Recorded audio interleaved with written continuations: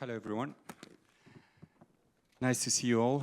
I'm very honored and excited to be here for the first time in the Africa Political Outlook. 2 years ago, when ADBC contacted me to ask me some kind of advice after my experience at the Paris Peace Forum, which is an important conference organized in Paris. I was the SecGen, and so it was obviously a lot of challenges, governance challenges, fundraising, organizing the conference, etc.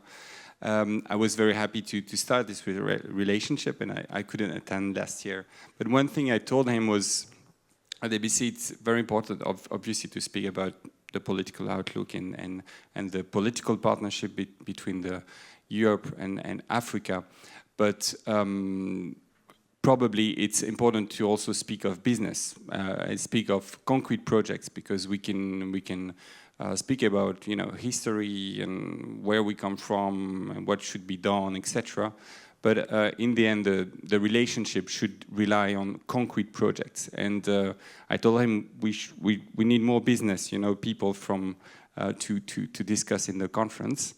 And so he suggested I moderate a session this year, and I'm more than served, because obviously the theme of the panel is not only the Great Green Leap, but it's agriculture, energy, and industrialization. So we have 4 themes, one overarching theme, 3 sectors, only 4 panelists. So it's quite a large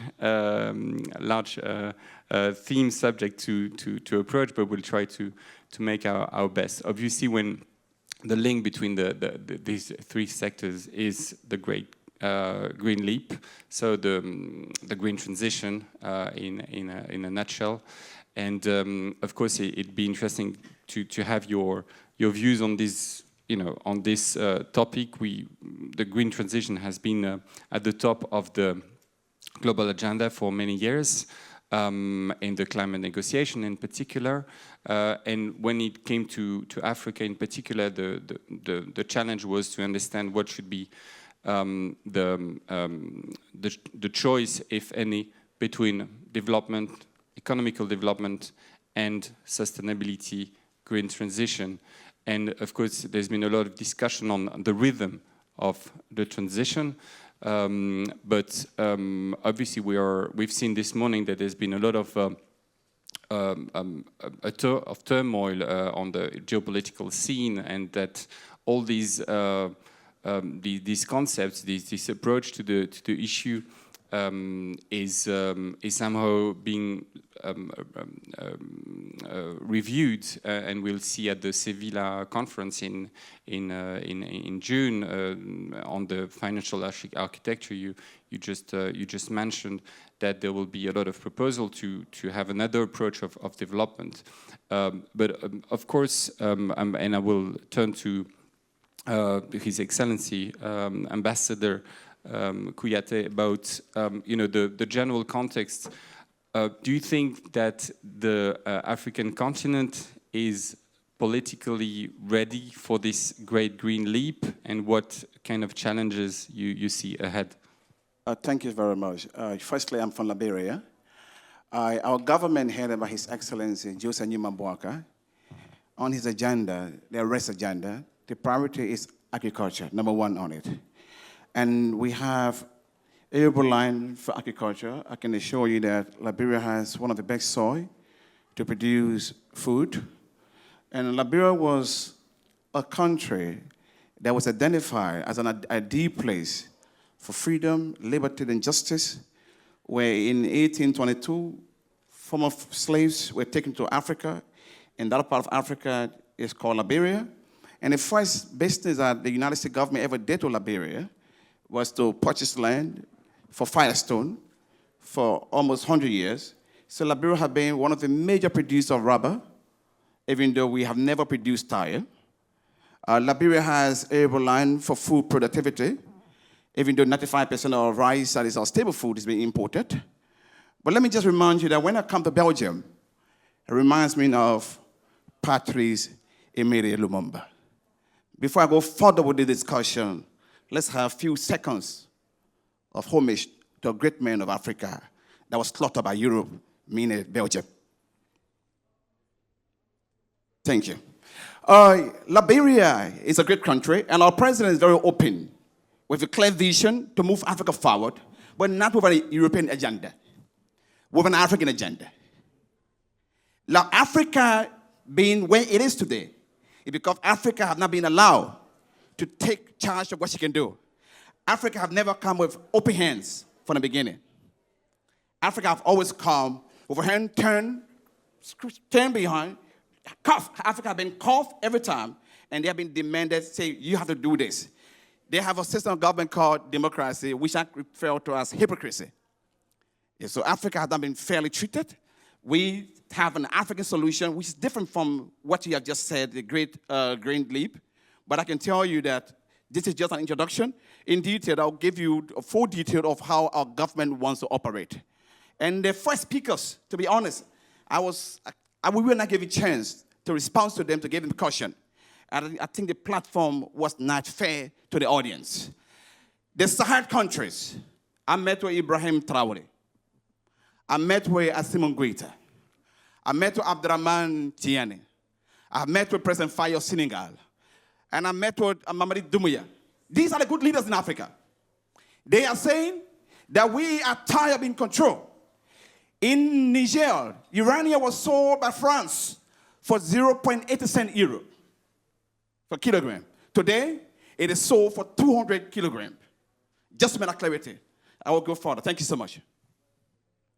Thank you for this strong, obviously, call for African sovereignty in general. But I would ask, what's then the vision for the future of agriculture, energy, and industrialization in Africa from the African point of view? Thank you very much. As it is clearly written in the pamphlet given to us, which is more smaller than what is real, Africa has a land where she can feed herself. The fertilizer being provided to Africa through it has not been helpful to us. The aid, one of the things I admire in recent time, when President Trump cut off all aid to Africa, that was a strong revolution for African leaders. And I can tell you that the strategy that our government has now is that every government in Africa, we are recommending to them, what we consume will be our focus point to produce. When Africa begins to produce what she consumes, is where the sovereignty begins. But we are producing, most of the things that are produced in Africa are things that are produced for the consumption of Europe, for the consumption of Asia, for the consumption of the Middle East. Our government in Liberia, our staple food is rice. We import 98% of rice in our country. So our president has come with an idea. We will sign partnership with international partners, mainly from India, from Pakistan, from Vietnam, from China, from countries that produce rice. You come to Liberia, we have partnership with the locals. And you will have your rice milling plant. The government provides incentive for local farmers. When they produce the rice, they are buyers for the rice. They plan to buy the rice. The milling plants to buy the rice. And when the rice are milled, then local Liberians will become buyer for the rice and become distributor for it. In that case, Liberia does not have to import rice in the next 4 or 5 years' time. Our president, with a vision, having served as Minister of Agriculture, having served as head of the Liberia Petroleum Corporation, he said to us that there's no need that Africa go and ask for aid. In many African countries, Japan is providing rice for us, which is a shame. Yeah, so we believe that industrialization of what we consume will be very helpful for us, and will also give us sovereignty when it comes to agriculture. Thank you. Thank you very much. Obviously, global trade is also finding the right complementarities. The issue is the fairness of trade, no? But I understand there's a new mindset in the political sphere in Africa in terms of, owning the agenda. I'd like to ask you, José Luis, you are a serial entrepreneur. You are really on the ground. You work with the business community in oil and gas, mining, other sectors. Do you feel this change of mindset? Talking with other people in terms of really owning the agenda, and is there some space for some green transition dimension, or is it like really into sovereignty and productivity agenda? Good afternoon, everyone. First, I just want to thank Adibisi for inviting me to discuss and share my thoughts and experience as an African. I feel that I form part of the youth with only 33 years old of age. So maybe I can give some first-hand experiences and the challenges that I've had in the oil and gas sector and in Africa. I think we should also go back a bit, because I think we've criticized and we've talked too much about the issues in Africa. We have to understand only 36 countries in Africa have reached 50 years plus of independence. And the rest of the 18 are still yet to reach 50 years. So Africa has come a long way in terms of where we are today. Of course, today we are at a junction where we need to take ownership and control of what belongs to us and not wait for outside parties to come and help Africa. Yes, we need to look at the environment, especially in the oil and gas sector in Equatorial Guinea, where I'm ultimately from, Guinea Equatorial. The government has definitely looked at that and sat with IOCs to see how they can work together to reduce the flight of capital leaving the country and in the CEMAC region. And as of 2 years ago, all IOCs in the CEMAC now have to work locally, employ locally, develop local talent, and spend more money in country. And I think that's going to be one of the key areas for sustainability. We cannot have between $50 to $100 billion leaving Africa on a year-to-year basis. We cannot be working with a trade deficit of 60 billion and want to promote sustainability. I think we need to be able to look and see how we can encourage inter-Africa trade with one another, especially in these trading blocks like ECOWAS, CEMAC, ETC, but also the local content side. Employ, develop local content for that tomorrow they're in a position to be able to take ownership. Without competency or knowledge, we're going to be speaking about the same thing over and over and over again. So yes, in Equatorial Guinea, there's a huge outlook on being able to create sustainably by employing locally and ensuring money and the investment that's being held is stayed within Africa and not exported. So yeah, in that sense, that is what we are seeing, especially in Equatorial Guinea and in the CEMAC region where I'm operating majority from. So a clear change of mindset towards empowering African people to deal with their resources, right? Hilary, would you like to share a little bit your experience in terms of empowering, African smallholder farmers, civil society, in the field of agriculture, maybe also beyond? Thanks, Mark. I can speak in French or English if you want to equal out. Donc pour les francophones, je vais parler en français pour équilibrer un petit peu. Donc moi, je m'appelle Hilary Barry, je suis cofondatrice de Lady Agri. Tout est dans le nom, c'est le Lady et le Agri dans la même phrase. C'était vraiment le défi que nous, on s'est levé avec ma cofondatrice, Ayele Gabiam, qu'elle est de Togo. Donc, je pense que c'est important déjà de voir que Lady Agri est une association métissée entre l'Afrique et l'Europe, et je spécifie l'Irlande, parce que, étant irlandaise, voilà, je suis un grand passionné par l'agriculture et surtout qui est autour de sécurité alimentaire. Pourquoi nous, on a choisi les femmes? Et je pense que c'est important à souligner, parce que souvent, on est mis dans une catégorie peut-être trop féministe, juste à nous laisser dans cette boîte-là. Je pense que nous, on a surtout étudié les chaînes alimentaires. Et qui travaille dans les chaînes alimentaires, de la fourche jusqu'à la fourchette, c'est les femmes. Et ça, c'est une réalité. Donc notre but, c'était de créer une structure où on peut répondre aux véritables besoins des femmes qui sont intéressées à participer activement dans les chaînes de valeur agricoles. Et donc avec ça, on travaille, Marc, avec 3 piliers.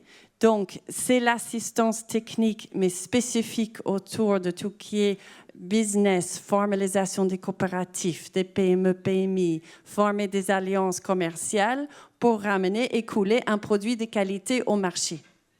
Et donc là, je voulais rebondir à ce que notre cher ambassadeur a évoqué, ambassadeur Kouyaté, c'est que la souveraineté alimentaire est critique. Pourquoi? Pour réduire le frais d'importation alimentaire.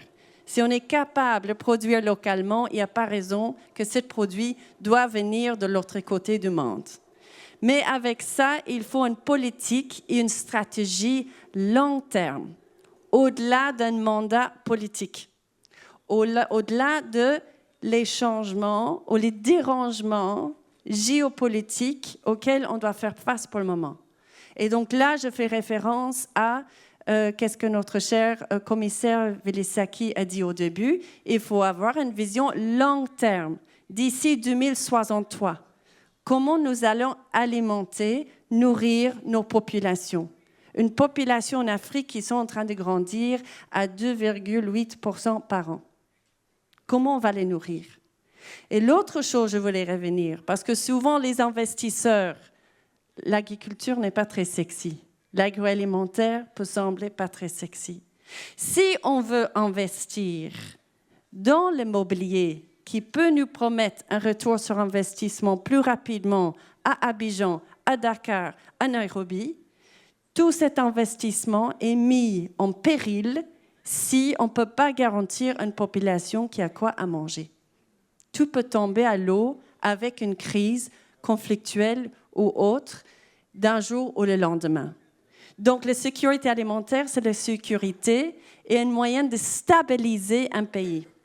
Et je voulais aussi revenir sur, il faut créer des opportunités pour nos jeunes. Chaque pays n'a pas de la chance d'avoir des mines de pétrole. Mais dans les pays en Afrique, on a tous la possibilité à faire pousser quelque chose. De Tchad jusqu'à Mali, de Guinée au Libéria. Je vais changer de langue, si vous me permettez.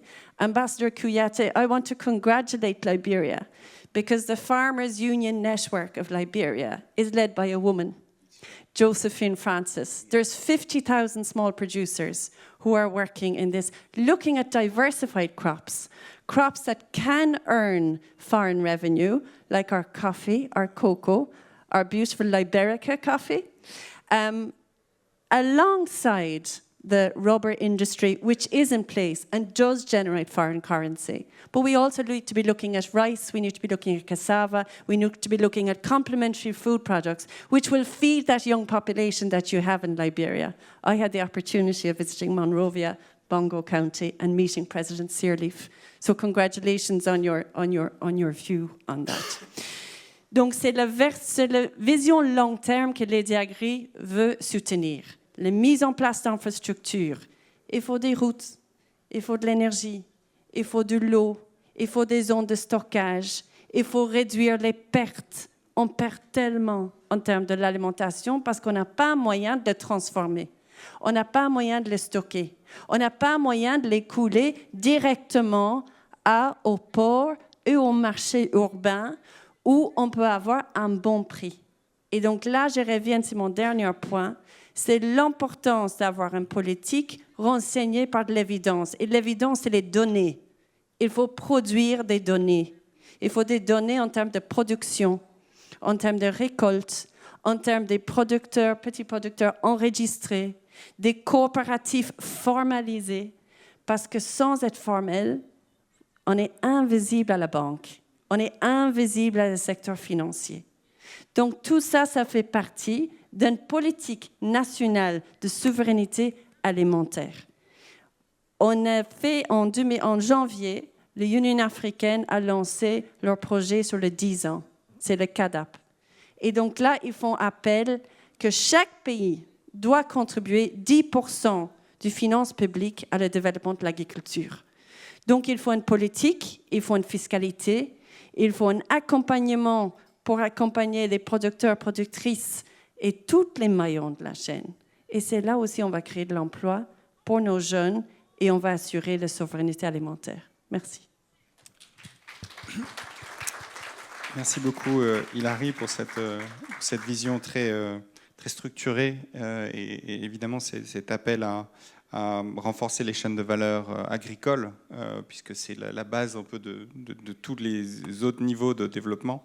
J'aimerais me tourner vers Frédéric Ronald pour qu'il nous partage son expérience voilà, de la contribution des PME, peut-être à des PME africaines, à ce projet justement de renforcement des chaînes de valeur agricoles et alimentaires au service de la sécurité alimentaire africaine.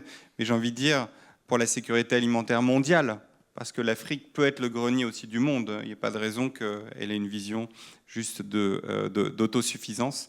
Le potentiel est là pour avoir une vision encore plus ambitieuse d'une certaine manière. Merci. Je ne sais pas si j'aurai une vision aussi ambitieuse que vous. Moi, je voudrais vous faire redescendre un peu d'un niveau, en fait. On a beaucoup parlé d'institutions, beaucoup de représentants des grandes institutions. Et moi, je représente une institution tout à fait particulière, ce sont les chambres consulaires, qu'elles soient de commerce, d'agriculture ou d'industrie, qui, elles, ont pour membres à 99% ou 98% des PME. C'est ce qui fait l'activité des pays européens, mais c'est aussi et surtout ce qui fait l'activité de l'Afrique. Et donc sur le sujet agricole, on va essayer de descendre un peu sur du micro. On a effectivement, et nous on le voit quand je vais régulièrement en Afrique avec des PME, on a un certain nombre de sujets. Le premier sujet, c'est l'autosuffisance alimentaire. Le deuxième sujet dont on n'a pas parlé, c'est l'extraordinaire et très inquiétant croissance des villes au détriment des campagnes et l'extraordinaire difficulté à faire vivre ces villes, à les alimenter en nourriture, en énergie, en eau, etc. Avec un vrai enjeu de développement pour l'Afrique, puisque la croissance urbaine, j'estime en tout cas, enfin pour ceux qui vont en Afrique régulièrement, évidemment, on voit bien que cette croissance urbaine devient problématique. Et puis la troisième chose dont on n'a pas parlé, à mon avis suffisamment aujourd'hui, et dont on peut imaginer de parler autour de l'agriculture, c'est le commerce intra-africain. Moi, je veux bien qu'on fasse du commerce avec l'Europe.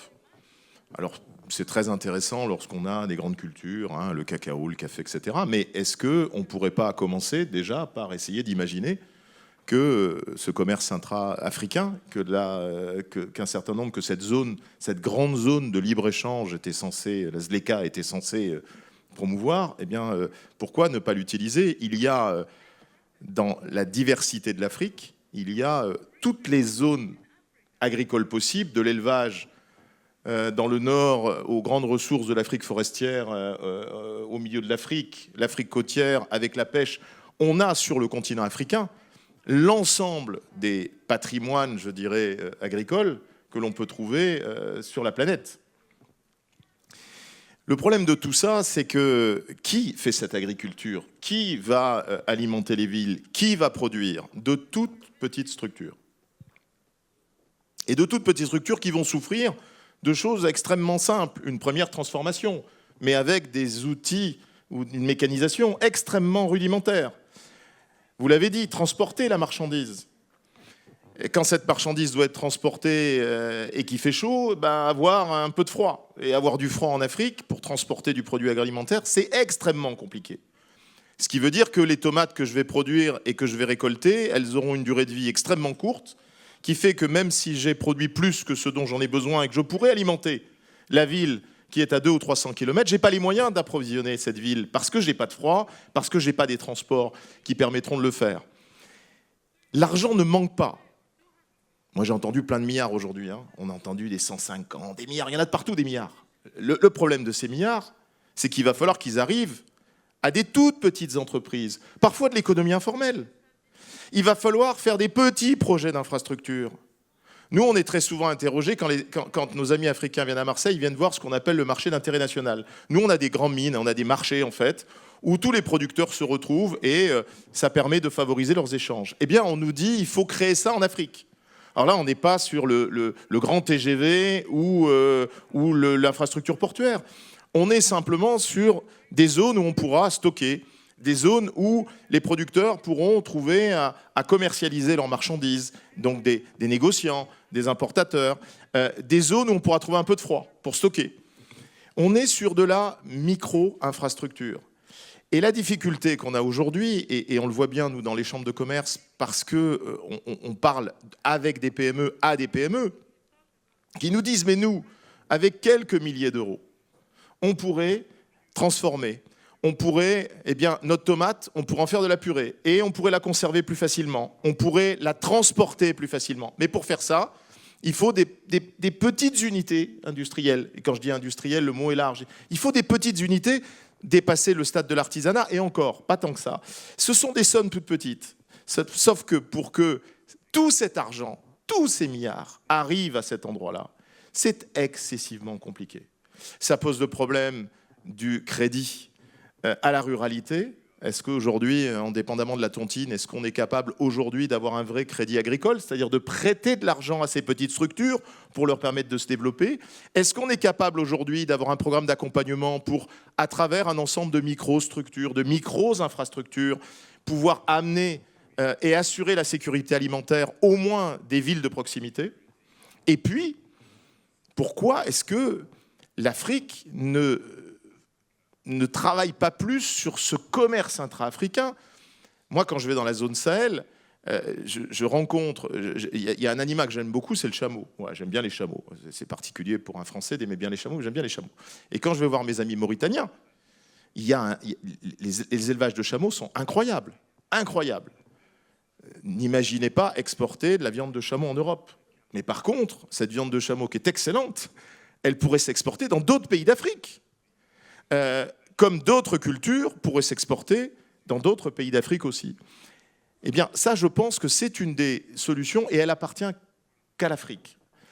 Et l'Afrique a fait un pas avec la SLECA qui est très important. Vous avez créé une zone de libre-échange incroyablement, je dirais, prometteuse.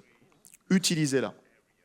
Utilisez-la et commencez par être vos propres clients et vos propres fournisseurs.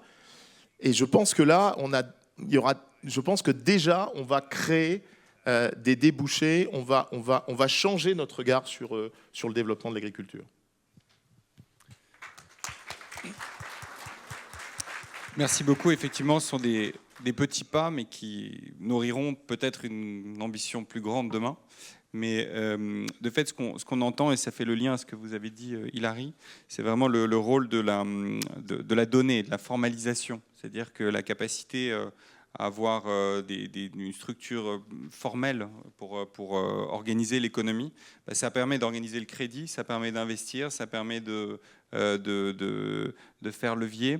Et donc, évidemment, c'est aussi un agenda fundamental. And so, Excellency, on this aspect of, we're talking about agriculture, energy, industry, but we also see that in terms of structures, the fact that there's still a very big informal economy that doesn't allow for some kind typical investment of, modernization, etc. What's the agenda there in Liberia, but also in terms of, at the level of the continent? Is there something you're doing specifically on this challenge? Yes, like my dear sister just said, it's good that she went to Liberia. She visited her born country, and she mentioned Josephine Francis, who used to be a member of parliament before serving a position. And Mr. Ronan just said exactly what is needed, is that he read the agenda of my government. My government is not having any problem with doing business with Europe or Asia. In fact, Liberia, he's not interested in Europe, Asia, or Middle East. Liberia is interested in strategic partnership. Whoever that comes to do strategic partnership with us, we are open for that. And what is needed to be done, as he stated, in order to have agricultural sovereignty, what needs to be done is to ensure that we have sustainable industrialization. How can we arrive at sustainable industrialization? If Europe, next example, Belgium wants to have coffee from Liberia, and they have a manufacturing plant here for cocoa. What is it that Belgium cannot have 30% of their cocoa being produced in Liberia? The 30% produced in Liberia will create a job. And that cocoa will be called Liberian chocolate. But Belgium does not produce cocoa, and they have Belgium chocolate. It's unfair. How can you produce something you don't have? So we believed that sustainability in terms of agricultural sovereignty is to focus on industrialization. If you have to get whatever you want to get for fresh orange juice, fresh orange from Liberia, let's produce 30% orange juice in Liberia. If you want to get whatever crops from Liberia or from any part of Africa, we think having 30% being industrialized, that also include the mining, the mining sectors. Once we have industrialization of 30% in Liberia or in other part of African countries, Africa will not come with open hand, but will come with bare hand. Thank you. Thank you very much, Ambassador. I think what you raise is where the value is created and where the value is in the global value chain. And obviously, often the resource goes abroad in other continents, and the value is created there. When you speak about Belgian chocolate, for example, I love Belgian chocolate, but I would turn to you, José Luis, to explore this question of the value. For example, I've heard about the OCP group in Morocco, which basically moved the value to Morocco in terms of, they were mining phosphate and they were selling the phosphate for not a very high price.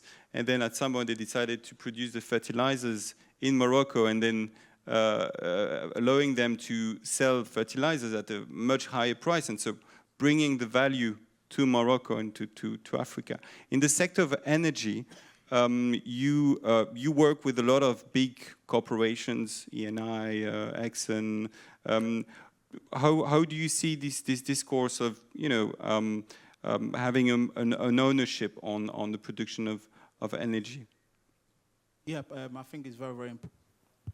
I think it's very important, especially in the oil and gas sector. I believe in the past, historically speaking, a lot of countries who have been blessed with natural resources have come into PSAs, agreement, production sharing agreements, which have not been favorable, and which has literally put Africa in a standstill, more or less. I believe with these type of templates, we need to look at ways how, when a company comes in to invest, or investors come into the country, how are they passing on the knowledge, and what is the execution plan over 30, 40 years to be able to transfer the interest. Because what we're seeing a lot across Africa is that the knowledge is not really being passed down. We're speaking about the ecosystem and the supply chain and how we create value across the supply chain, but how much is that being passed out from technology to know-hows? And this goes across into the oil and gas sector also. How are we passing that across to local companies like myself and others who are working in the oil and gas industry? And I'm not saying Africa should be a standalone. We need to, foster partnerships. And Africa needs Europe, and Europe needs Africa. Africa needs America, America needs Africa, and Asia also. So let's not forget that. But I believe in comparative advantage. So where, for example, a country has rice or has a potential to grow rice or oil and gas, we need to be able to partner with companies that come in and share that mutual benefit. So we, again, knowledge, expertise that in 20, 30, 40 years, that power shift or that ownership moved across to Africa, whereas the investor is also benefiting from the investment. So it needs to be a strategic partnership and a partnership that works. And I believe in win-win, not I'm taking and not giving.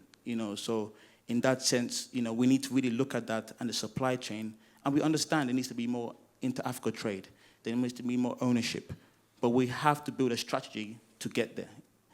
Africa is still very, very young in the grand scheme of things, But like I said, from a political, economic, or social point of view, we need to take this into consideration when we're coming to the table to make these agreements, to see how are we securing the interest of Africa in these, in these sectors, in these discussions, when it comes to oil and gas, when it comes to agriculture, when it comes to mining, banking, whatever it is, it needs to be a win-win situation. And we understand that Africa needs the expertise, the knowledge, where we stand today. Thank you. Frédéric, est-ce que vous observez cette approche win-win, cet apprentissage mutuel dans les situations concrètes que vous rencontrez quand nous, disons, d'entrepreneurs africains avec des entrepreneurs européens ou disons, au niveau des PME, est-ce qu'il y a cette logique win-win que mentionne José Luis? Oui, bien sûr. On l'observe parce que c'est dans la nature même des PME. Une PME, elle n'a pas la possibilité de consacrer du temps à des choses qui ne seraient pas directement ni rentables ni productives. Malheureusement, les PME ont des ressources qui sont forcément plus limitées. Et donc, c'est forcément win-win. C'est cet accompagnement, et c'est ce qui en fait sa force, en fait. C'est qu'on a aujourd'hui un certain nombre de PME françaises, mais c'est le cas dans d'autres pays européens, puisqu'on le voit dans d'autres pays européens de la même façon, qui auraient envie de s'investir un peu plus sur un certain nombre de sujets africains, avec leurs homologues africains, c'est-à-dire des PME africaines. Alors évidemment, ça concerne des secteurs qui sont des secteurs où les PME plus s'exprimer, les mines par exemple, ou ces grands secteurs-là, c'est un peu plus compliqué. Mais sur l'agriculture, c'est le cas, avec des partages d'expériences, des transferts d'expériences. La problématique, encore une fois, c'est la façon dont on va accompagner financièrement ce partenariat. C'est-à-dire que aujourd'hui, on a vraiment un problème de faire redescendre de l'argent là où cet argent doit arriver. On n'a pas de difficulté. Je pense que l'Afrique aujourd'hui est capable de produire non seulement tout ce qu'elle a besoin de consommer, mais elle est capable de produire bien au-delà de ce qu'elle peut consommer et d'alimenter les marchés africains, mais peut-être demain les marchés mondiaux. Il y a autour de la PME africaine ou de l'entreprise africaine, il y a un certain nombre d'entreprises ailleurs, et notamment en Europe. Ce n'est pas les Chinois qui feront ça, c'est encore moins les Américains, mais les Européens et notamment les Français peuvent le faire, qui ont envie de s'investir et d'aller essayer de travailler avec leurs homologues africains. Parce que tout le monde a bien conscience que ce marché africain, il faut se le dire, est un marché qui est attractif. La difficulté, ça va être d'irriguer avec de l'argent, je dirais, ces PME qui vont travailler ensemble. Et même si on met du local content, ça ne résout pas complètement la difficulté. Et pourtant, l'argent ne manque pas. C'est ça qui est extrêmement frustrant en Afrique. Et il va falloir probablement en Afrique faire deux choses. La première, c'est se libérer des contraintes. Le microcrédit ne peut pas répondre aux mêmes caractéristiques que le crédit bancaire classique. Il ne faut pas attendre les mêmes taux de rendement, il ne faut pas attendre la même ingénierie financière. On est sur du microcrédit. Le but, c'est que ça profite directement à un entrepreneur pour qu'il produise quelque chose. Donc il va falloir être soft sur les critères d'attribution de cet argent. Et il va falloir être très dur, par contre, sur le contrôle de ce qu'on en fait. Parce que malheureusement, on voit aussi en Afrique un certain nombre de micro-projets qui donnent lieu à des gâchis, qui donnent lieu à des choses qui ne sont pas suffisamment suivies, suffisamment contrôlées.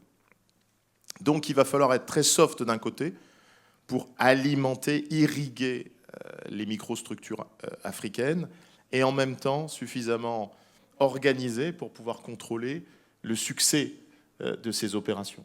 C'est tout l'enjeu et toute la difficulté qu'on va avoir. Mais le win-win est la base de départ. S'il n'y a pas de win-win dans le monde de la petite entreprise, ça ne fonctionnera pas. Donc il y a du win-win chez les entrepreneurs, il y a de la volonté politique très forte, et en même temps il y a ces micro-projets qui patinent d'une certaine manière. Hilary, selon vous, quelles seraient un peu les conditions de possibilité? On en a évoqué quelques-unes, mais un peu les clés pour unleash ce potentiel. Thanks, Mark. I won't talk about theory or hypothesis. I'll give you the solutions that Lady Agri has put in place. So what we do is that we partner with the local banks, and we work with a two-pronged approach. So we will work with a portfolio of women cooperatives or women entrepreneurs. So first of all, coming to a bank with 60 women SMEs that have been supported to structure their agribusiness plan so that they're bankable is a lot more of an interesting conversation. And having Lady Agri with them as sort of a moral guarantor is also a win-win for the bank, because it cuts down the time in terms of due diligence and banking. But there's also negotiation that we do. We're looking for accessible agri-finance. Agri-finance in Ghana, Egypt, Nigeria last year was at 27%. I don't know how we can expect African agri-SMEs to develop if they have to borrow by paying back 27%. And those are the real figures that need to be put on the table when we're discussing investing in Africa, and especially as much of the credit lines come from international DFIs. So they are charging the flat rate. And on top of that, the banks obviously have to cover their costs and due diligence. We can go right up to 47% in loans. So I don't know how we can have a long-term policy and agricultural development strategy if those are the amounts that we're looking at. The other side of the conundrum is that women are the best at paying back loans. And that's why we've selected to work with women. They pay back their loans. We put a matching blended finance mechanism in place. So we use that public money coming from the European Union, coming from the Belgian Development Corporation in Abel, to basically bring down the risk. And what we finance is the equipment. Equipment is very interesting when it's brand new and shiny in front of the bank. And what we have seen with our women entrepreneurs in Kinshasa, which is seen as a high-risk country from an external investment point of view, we are able to work with the banks and get double the amount that the women have actually asked for in terms of credit and in terms of conditions that they can pay back. What that does, it develops new agri-food value chains, it creates employment, and in 6 months we can measure the impact. And it's the same in Cameroon, where we have ourselves, Lady Agri, finance climate-smart solar dryers and reduced food loss by 73%, which means we're able to increase women's income up to 8 times. And working as a cooperative, they have better way of aggregating and attracting buyers and actually getting themselves visible on the market with formal buyers like supermarkets in Yaoundé, in Douala. We've done the same thing in Togo. So it's working with the micro. We put agro-food development poles in place. It's small equipment. It's climate-smart equipment. First, we source locally. And then if we can get affordable European equipment, then we will.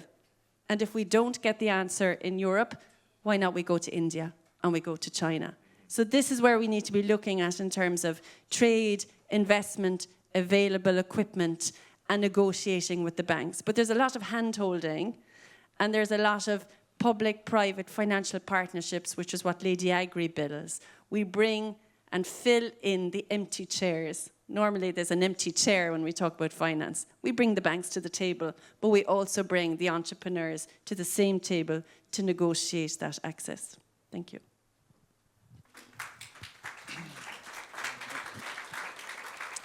Thank you, Hilary. I wish you were the one, talking at the Sevilla conference of Sevilla, to bring the project and show what should be done. Because and I wish also you participate in the next Paris Peace Forum, because there will be some space for solutions on agri-food, and that'd be very interesting to bring to the attention of the FIs, of banks, of financial actors who participate in the forum, those solutions, so they have a directions. If the panelists allow me, I will propose open the floor to potential questions. Obviously, we explored a lot of aspects: the political dimension, the very concrete business, also the very concrete project. Is there anyone wanting to address a specific topic? We haven't talked about training, formation, which is obviously a key element, but the floor is yours. I was obviously also asked by Adebisi to involve the room, so do not hesitate.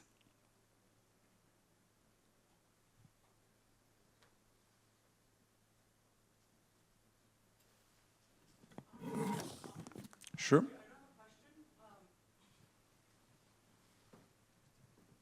I don't have a question. I just want to say how much I've learned from the last speaker, and I had no idea that the return was 27%, and that's a shocking number. And I can't imagine anybody, making bank with such, I don't want to say predatorial, but impossible terms. So thank you for sharing that. A situation that could worsen with obviously the end of US aid and the transformation of DFI. So the importance of defining a new model for international public aid is crucial. Otherwise, it might be even higher in the future. I see someone wanted to ask for a question. Is the mic coming?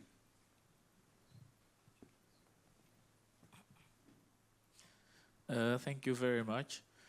I like what I have heard, but just have remarks. It's good to invest in those people, but I mean, how about fundamental business trainings to those people? How to manage the businesses. It's good to start, to give them the chance to start, but how can they manage to grow, to become self-reliant? So where is the training? Where is, the business skills? Yeah, sure. Yeah. Yeah, I'll be very short. I just went into the financials. What Lady Agri does is give the technical assistance and the training along with that. And we stay with the women for the long haul, because their needs will also evolve as they develop different business streams along the value chain. So bringing that expertise, and my colleague mentioned that, transferring that expertise on a concrete level is very important. But training for the sake of training on its own doesn't work either. It has to be a combination of working from the market access. What do we need to get to market? We need finance. What do we need to get finance? We need to have a proper agribusiness plan to actually then convince the banks and also to convince buyers that we can develop in terms of regularity, quality, and fulfill the different orders that would come into that formalized business. Thank you. Ouais, je vais répondre à votre question de façon simple. Faites confiance aux entrepreneurs. Pourquoi imaginer que l'entrepreneur serait ennemi de ses propres intérêts? C'est-à-dire qu'à partir du moment où il produit quelque chose, que quelque chose, il arrive à le vendre, qu'il le vend à un bon prix, et qu'avec ce bon prix, il permet non seulement de faire vivre sa famille, mais d'investir pour développer son activité, parce que comme il le vend et qu'il le vend bien, autant en produire plus. C'est le mécanisme de l'entreprise. Et l'entrepreneur saura très bien le faire. Ce dont on a besoin de faire aujourd'hui, c'est de créer les conditions de cet amorçage. Et c'est ça qui est compliqué. C'est de lui donner la possibilité de produire, de vendre et de toucher le prix qui correspond à ce qu'il a vendu. Ensuite, les mécanismes de l'entreprise feront le reste. Il n'y a pas de nécessité de manager ça. Il y a la nécessité de le mettre en situation. Il y a la nécessité de donner le coup de pouce. Moi, je me souviens d'un truc complètement fou. On parlait d'infrastructures, etc. J'étais à Yaoundé. Et j'ai quelqu'un dans la délégation qui me dit, vous savez ce qu'il faudrait qu'on fasse? Il faudrait que vous nous aidiez à former des gens pour réparer des vélos. Vous voyez, c'est ce niveau-là. C'est-à-dire qu'il y a beaucoup de vélos. Et ces vélos, quand ils sont cassés, on a du mal à trouver des gens qui savent les réparer. Et on est à ce niveau-là, en fait, du business. Moi, je suis persuadé que si on est capable de former des gens qui savent réparer des vélos, il y a un marché. Ces gens-là vont faire du business, ces gens-là vont s'enrichir, ces gens-là vont se développer, ils vont créer autre chose. Et on a créé un cercle vertueux. On a créé de l'emploi pour des hommes, pour des femmes, pour des jeunes, pour des gens en zone urbaine qui ont du mal à trouver des emplois. Bref, laissons l'entrepreneur faire ce qu'il sait le mieux faire, c'est-à-dire entreprendre. Donnons-lui juste les moyens. Déclenchons ce dont il a besoin pour rentrer dans ce cercle vertueux. C'est extrêmement compliqué à faire, très facile à dire, extrêmement compliqué à faire, mais je pense que c'est un enjeu pour les États africains de favoriser l'éclosion des talents. Ils sont là. Moi, en Afrique, j'ai fait planter des manches à balai. J'ai fait pousser des manches à balai. Qui sait faire ça? Il y a de la terre, il y a des climats, il y a une richesse exceptionnelle de ressources. Il faut simplement qu'on arrive à toucher celui qui va déclencher et qui va créer par son entreprise, qui va créer le mécanisme vertueux de l'entrepreneur. Merci beaucoup. What do you think about it, Ambassador?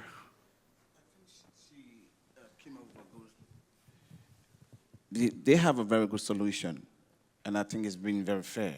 And our colleagues have been, what they are doing in Africa is incredible. And what she mentioned, that 25%, interest rate from those who take loan from banks is the same in Liberia. So how do you expect a farmer to make profit when he or she is to pay 25% of the agri-product? And mostly, when you do the agriculture, you don't have machinery, you don't have buyers to buy those crops from you. So you avoid the credit. So it is not that people in Africa or in Liberia are not honorable enough to pay loan. Both men and women pay loan. Both men and women are more committed in paying back the loan. But how can you pay back the loan? Firstly, the rate is very high. Secondly, if you don't have some kind of property value to give as collateral, the loan is not given to you. And thirdly, if you don't have someone who is in business that will come and stand as a guarantor for you, you cannot get the loan. So most of those who come to serve as guarantor, they also charge you extra 3 to 5%.